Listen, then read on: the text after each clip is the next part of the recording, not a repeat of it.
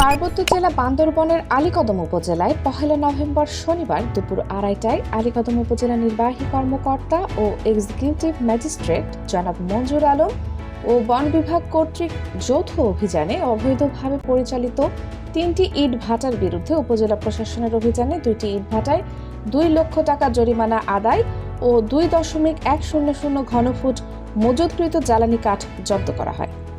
উক্ত অভিযানে ইউবিএম ইট ভাটায় ১ লক্ষ টাকা জরিমানা করা হয়। এছাড়া ২.১২০ ঘনফুট মজুতকৃত জ্বালানি কাঠ জব্দ করে লামা বন বিভাগের জিম্মায় হস্তান্তর করা হয়। পরবর্তী সময়ে এবিএম ইট ভাটায় ১ লক্ষ টাকা জরিমানা করা হয়। আলীকদম উপজেলায় বিভিন্ন পয়েন্টে অবস্থিত ৩টি ইট ভাটায় অভিযান পরিচালনা করে প্রতি ইট ভাটায় ১ লক্ষ টাকা হারে ২টি ইট ভাটায় সর্বমোট ২ লক্ষ টাকা জরিমানা আদায় করে এবং এফবিএম ইট ভাটায় কার্যক্রম বন্ধ থাকায় একটি প্রস্তুতকৃত বাসা ভাঙনের আদেশ প্রদান করেন।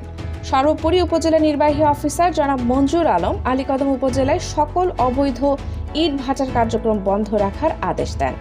পরবর্তীতে উপজেলা প্রশাসনের এই অভিযান চলমান থাকবে বলে ব্যক্ত করেন।